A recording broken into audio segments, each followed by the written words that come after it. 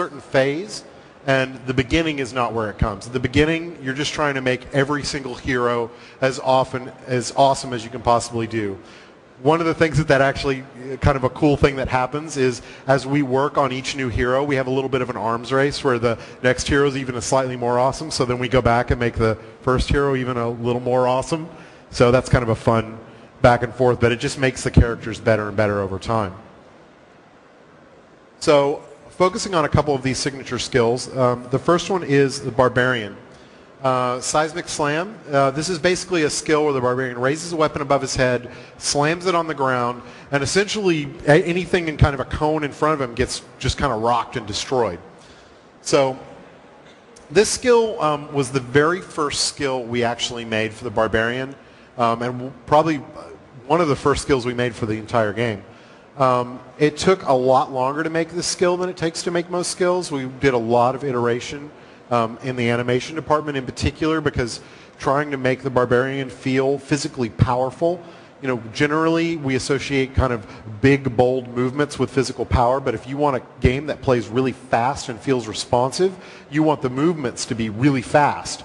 And so getting that balance of fast movements with really but a powerful feel was a big challenge, and we had to try a bunch of different ways that we can animate it to get that right.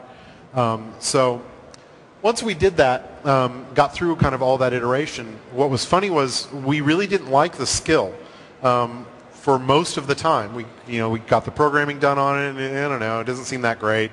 We got effects on it, and the effects were really cool, but somehow it just didn't sing to us. It wasn't until we actually got sound on the skill that we finally went, wow, this skill's really awesome. This is really fun. And the key to that, I think, is that it takes a lot of faith to get through this process.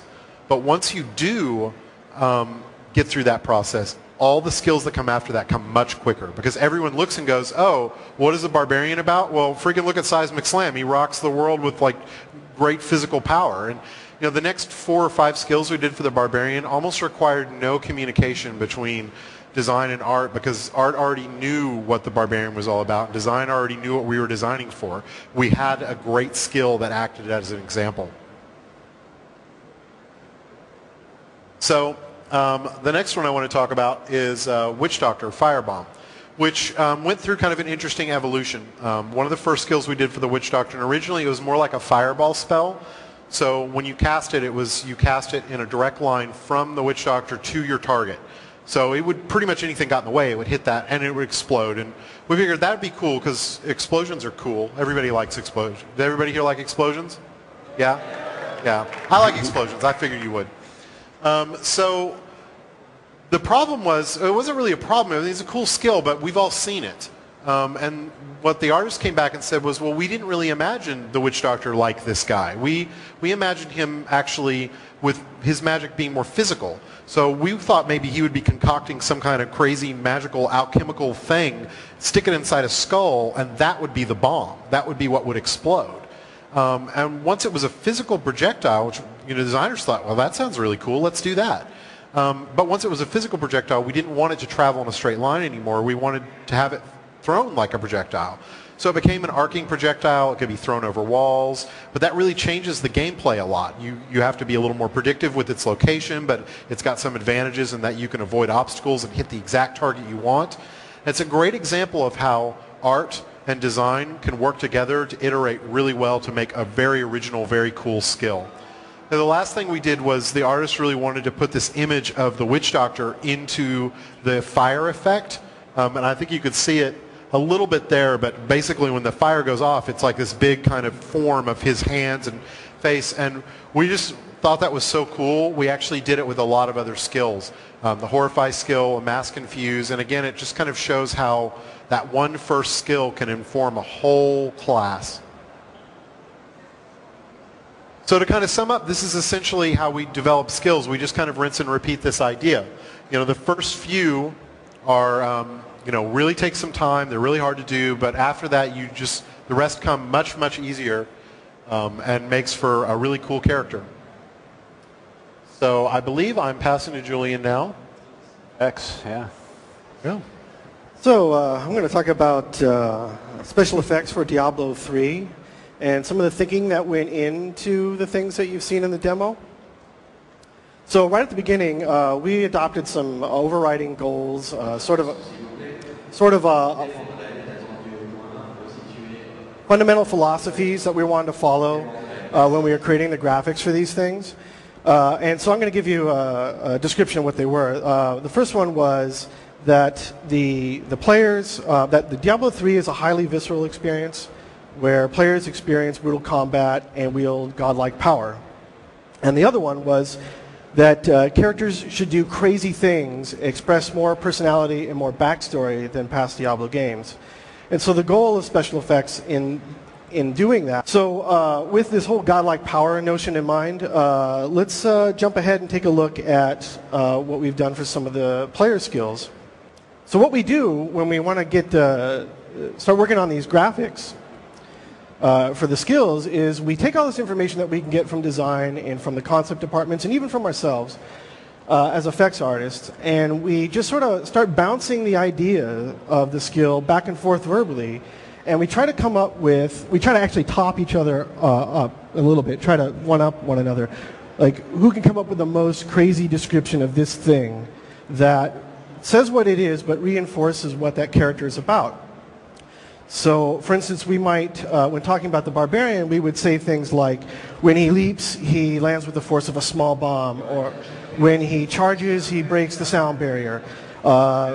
When he can hit the ground so hard, he causes seismic explosions. So you can see that those things are really physically oriented descriptions. And from there, we would go on to actually make the graphics.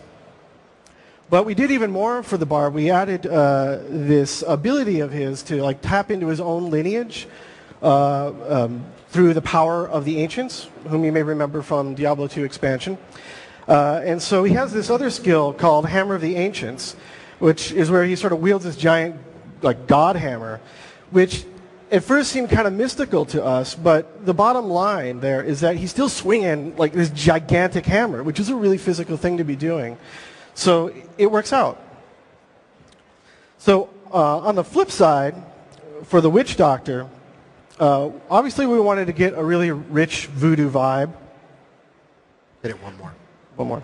But we wanted to avoid that straight-up magic caster feel, where he's not just conjuring things out of thin air. So Witch Doctors just don't channel magic. They take real-world objects and infuse them as sort of a voodoo magic. So going back to that description, that verbal descriptive method, we would say things like, okay, he's gonna throw a shrunken head filled with some kind of alchemical cocktail. He's gonna create swarms of locusts by blowing on voodoo dust from his palm, or he's gonna sprinkle dust in the air and cause illusions that frighten monsters away. And of course, you're not a witch doctor unless you're doing something with zombies. Zombies, witch doctors, they go together. But here we didn't want to just do straight up zombies, you know, the kind of slow wandering around humanoid zombies. We wanted something with a twist. So we got that by basically taking normal concepts and then just sort of smashing them in together with the idea of zombies. And so when we had this idea of doing a skill like kind of like Firewall, we sort of twisted that with zombies, and that's how we came up with Zombie Wall. And then other ideas were a little bit more straightforward. So we got this idea that, you know, if a man's best friend is a dog, then a witch doctor's best friend is sort of this zombie dog thing, which is what became the mongrel. And the only thing better than a zombie dog would be an exploding zombie dog, so we blew them up. So that kind of takes care of our godlike power. The other side of our brutal combat equation is that if heroes need crazy effects to punch up their personality, that monsters also need really insane impact effects as well. So to start off, we focused on just impacts alone. You're going to hit monsters a lot in this game, and you're going to see a lot of blood because of that. And we didn't want the blood to get too monotonous, so we started out by just making a ton of different kind of blood sprays. And then Diablo is a game where there's all sorts of kinds of damage, and you need to be able to get an idea when you're hitting somebody which kind of damage is actually happening on that monster. So we made different impact effects for each of the damages. We have at this point, fire, cold, lightning, poison, and a new kind of damage called arcane.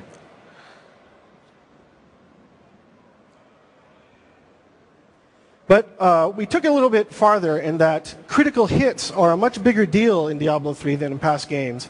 So what we did there was we took all of those hit effects that we had and we just made really much louder versions of each of them to kind of highlight that when those events are happening. So with all that hitting happening, you know you're going to be killing a lot of monsters as well. So we really wanted to pump up the player's sense of impact on monsters.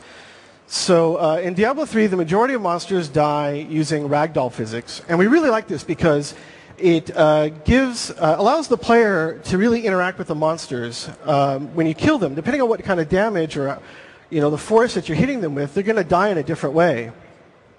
And then you can kind of set up little circumstances where you can like knock them off of ledges or make them go flying.